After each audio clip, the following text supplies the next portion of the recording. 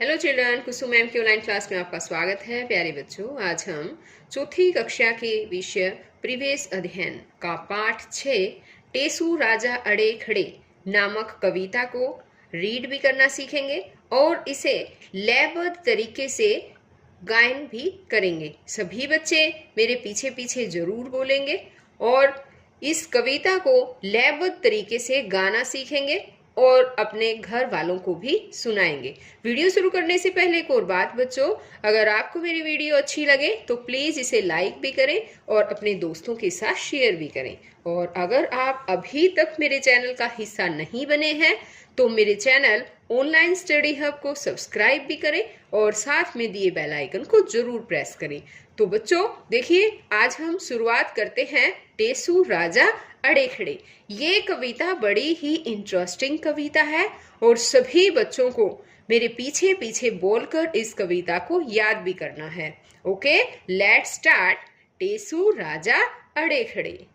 टेसू राजा अड़े खड़े मांग रहे हैं दही बड़े, बड़े कहाँ से लाऊं मैं, पहले खेत खुदाऊं मैं, उसमें उड़द उगाऊं मैं, फसल काट घर लाऊं मैं, छान पटक रखवाऊं मैं, फिर पिट्ठी पिसवाऊं मैं, चूल्हा फूक जलाऊं मैं, टिकिया गोल बनाऊं मैं, कड़ाही में डलवाऊं मैं, तलवा कर सिकवाऊं मैं, फिर पानी में डाल उन्हें मैलू खूब निचोड़ उन्हें, निचुड़ जाए जब सब के सब उन्हें दही में डालूं तब, नमक मिर्च छिड़काऊं मैं, मेवे खूब लगाऊं मैं, चम्मच एक मंगाऊं मैं, तब वह उन्हें खिलाऊं मैं।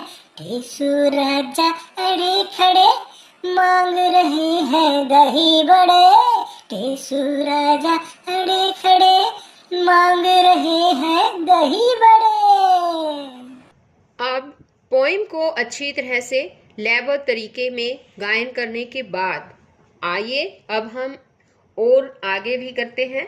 यहाँ पर दे रखा है सोचो और बताओ। यदि टेसू राजा दही बड़े के स्थान पर हलवा, पूरी या खीर मांगते तो यह कविता कैसे बनती? अपने साथी के साथ मिलकर कविता बनाओ और कक्षा में सुनाओ। जैसे जैसे देखो बच्चों, खीर कहाँ से लाऊं मैं, पहले खेत खुदाऊं मैं, उसमें धान उगाऊं मैं। तो यहाँ आगे जो है आपको ये कविता बनानी है बच्चों, ठीक है? तो किस तरह से बनाएंगे पता है?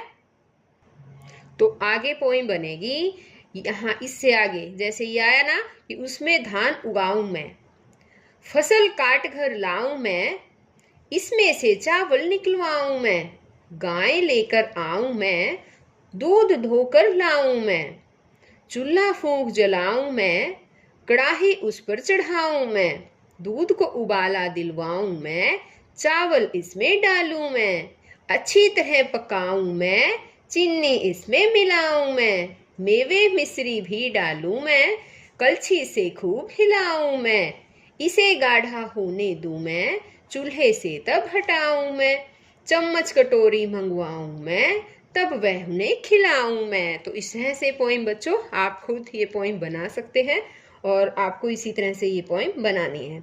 अब आगे है कि इस कविता को अपनी कॉपी में लिखो, अपनी पसंद की खाने पीने की कुछ और भी चीज़ों को भी टेसू राजा की कविता में जोड़कर कविता बनाओ। तो ये काम बच्चों आपको खुद ही करना है। ओके, अब आगे है इनसे बनता भोजन। भोजन बनाने के लिए कई चीज़ों का प्रयोग किया जाता है, जैसे अनाज, दालें, तेल, सब्जियां, मसाले आदि। अब देखो, छांटो और लिखो। तो यहाँ पर देखिए, यहाँ पर कुछ अनाज भी दे रखे हैं, हमें दालें दे रखी है, सब्जियां दे रखी है। इस तरह से यहाँ पर जितना भी मसाले दे रखे हैं, है ना?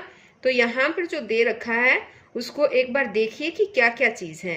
देखिए, ये है राजमा। तो बच्चों, राजमा जो है वो दालों में ही आ जाता है। चने हैं, चने भी दालों में आते हैं, चने की दाल बनाते हो ना। और मूंग है, मूंग भी दालों के अंदर आ जाते हैं। लौंग, लौंग जो है वो मसालों में आते हैं। अरहर, ये भी दालों में ही आती है। अब है गेहूं, गेहूं अनाज में आ जाता है। ओके, और आगे है जैसे काली मिर्च, तो काली मिर्च भी किस में आती है बताओ? मसालों में आती है। दालचीनी भी मसालों में आती है। सरसों, सरसों जो है वो तिलहन में आती है, यानी कि इससे तेल निकाला जाता है ना, ये तिलहन की फसल है। अब जैसे कि है चावल, चावल अनाज में आ जाते हैं। तिल, तिल भी तिलहन में आ जाता है। और सौंफ, सौंफ भी मसालों में ही आती हैं। अब आगे देखिए, आगे है कि चित्र देखकर अनाज, दालें, मसाले व तिलहन छाट कर लिखो। तो यहाँ पर देखिए अनाज, दालें, मसाले, तिलहन दे रखा है ना। और जैसे मैंने बताया था अनाज में गेहूं, चावल है। पीछे जो चित्र दे रखा था मैंने वो आपको अच्छी तरह से समझा दिया था कि क्या कौन कौन सी चीजें हैं। इस तरह से आपको यहाँ पर फिर वो सब लिखना है। ठीक है, अब देखिए एक बार यहाँ पर भी ध्यान दीजिए कि यह भी जानो, जिन बीजों से तेल निकाला जाता है उन्हें तिलहन कहते हैं, जैसे कि सरसों, तिल, मूंगफली, सूरजमुखी आदि। अब आगे है पता करो, अपने घर की रसोई में जाकर बड़ों की मदद से अनाज, दालों, मसालों व तिलहन को देखो और उनके बारे में पता करो कि वे किस किस काम आते हैं। तो ये काम बच्चों आपको खुद ही करना है। आपको नहीं पता तो आप अपनी मम्मी से भी पूछ सकते हैं, और फिर आपको अपनी अभ्यास पुस्तिका में ये सब लिखना है कि अनाज, दालें हैं, मसाले हैं और तिलहन है, उनको आपको देखना भी है और फिर लिखना क्या है? लिखना है कि वो किस किस काम आते हैं। ओके, अब आगे है बात फलों की।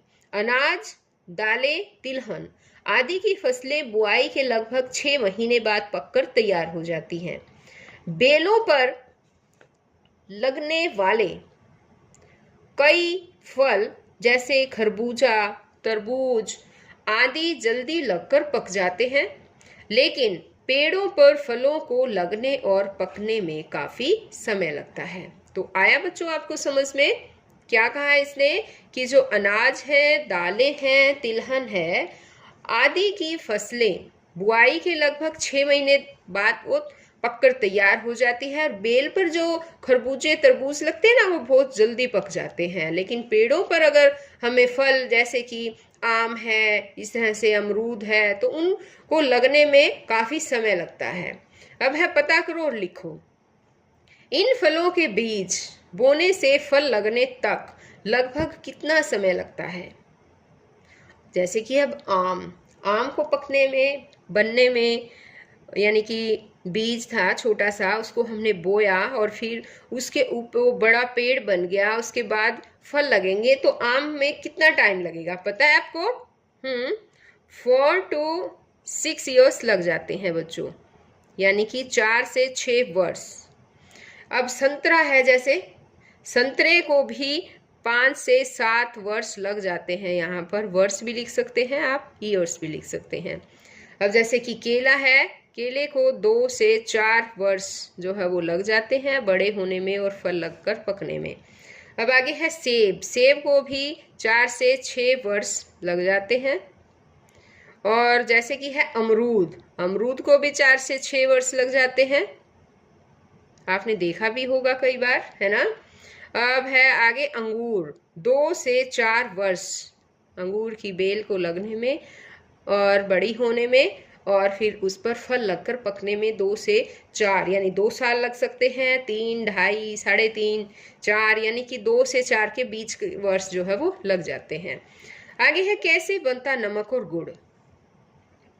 हमारे भोजन की एक बहुत महत्वपूर्ण एवं जरूरी चीज है नमक। क्या तुम जानते हो नमक खेतों या पशुओं से प्राप्त नहीं होता, यह समुद्र के खारे पानी को सुखाकर बनाया जाता है। आजकल तो नमक फैक्ट्रियों में भी बनाया जाता है। यहाँ पर देखो बच्चों, नमक की थैली देखी है आपने? अगर नहीं देखी है तो आप अपनी रसोई में जाना और अपनी मम्मी से बोलना कि मम्मी रसोई में जाकर कि नमक की थैली दिखाना, तो आपको ये जरूर देखना। और उसके ऊपर ऐसे ही लिखा भी मिलता है और आयोडीन युक्त ये भी लिखा मिलेगा। और वो कौन सी कंपनी का नमक है, कंपनी अपना नाम भी लिखती है उसके ऊपर। तो बच्चों, आयोडीन हमारे शरीर के लिए बहुत ही जरूरी है और इसलिए हमें आयोडीन युक्त नमक का ही यूज करना चाहिए। अब आगे है सोचो और लिखो। क्या तुमने कभी नमक का बंद पैकेट देखा है? यदि देखा है तो आपको यहाँ पर लिखना है हाँ, मैंने नमक का बंद पैकेट देखा है। ठीक है, आपको इस तरह से इसका जवाब देना है। आगे है पैकेट पर क्या लिखा होता है? हाँ बताओ क्या लिखा होता है, बताए? कंपनी का नाम लिखा होता है भी, किस कंपनी ने उसको बनाया है, कंपनी का नाम। और क्या होता है तो अभी बताया था मैंने, हाँ, आयोडीन युक्त नमक, ऐसे भी लिखा होता है उसके ऊपर, आयोडीन युक्त नमक।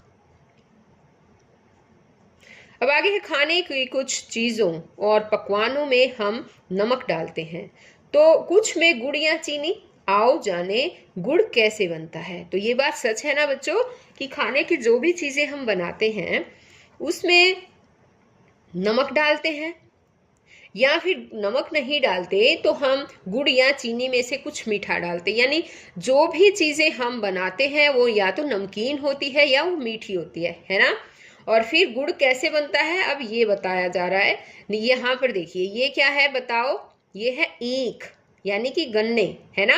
और इन गन्नों को उगाकर, यहाँ पर देखो बड़े बड़े गन्ने हैं, है ना। अब इनको काटा गया, उसके काटने के बाद गन्ने का रस निकाला जाता है। रस निकालने के बाद रस को चूल्हे पर चढ़ाकर इस तरह से उबाला जाता है। और उबालने के बाद जब ये सही उबल जाता है अच्छी तरह से, तो उसके बाद गुड़ की पेड़ियां बनाई जाती है, जैसे ये गुड़ की पेड़ियां बना रखी है, और गुड़ तैयार हो जाता है। आगे है सोचो और लिखो। क्या तुमने कभी गुड़ खाया है, कैसा लगा? तो बताओ बच्चों, गुड़ तो सभी बच्चों ने खाया होगा, है ना। तो लिख सकते हैं हाँ। और इसका स्वाद कैसा होता है, कैसा लगा था ये आपको, कैसा लगा? मीठा। तो आप ये पूरी बात भी लिख सकते हैं कि हाँ मैंने गुड़ खाया है, गुड़ मुझे बहुत मीठा लगा, मुझे बहुत अच्छा लगा, इस तरह से लिख सकते हैं। आगे है तुम्हारे घर में किन चीजों को बनाने में गुड़ का प्रयोग होता है? तो बच्चों बताओ गुड़ से क्या क्या चीज बनती है। एक तो गुड़ वाले चावल बनते हैं, है ना। और बताओ गुड़ वाले चावल, उसके अलावा और भी कुछ बनता है क्या? हाँ, चूरमा भी बनता है। और क्या बनती है? सुहाली बनाते हैं, है ना, गुड़ की, यानी मट्ठी बनाते हैं। और बताओ और क्या बनाते हैं? जो भी आपके घर में बनाते हैं, गुड़ की रोटी भी बनाई जाती है, ठीक है, गुड़ की रोटी या पूरियां भी कह सकते हैं, पूरियां भी बनाई जाती है। और भी आपके घर अगर कोई और अलग से कुछ व्यंजन बनता है गुड़ से, तो आप यहाँ पर लिख सकते हैं बच्चों। तो बच्चों आज इस वीडियो में केवल इतना ही। नेक्स्ट वीडियो में मैं आपके लिए यहाँ जो ये आगे का चैप्टर रहता है वो पूरा करवाऊंगी। तो बच्चों फिर मिलते हैं हम नेक्स्ट वीडियो में, तब तक के लिए बाय बच्चों।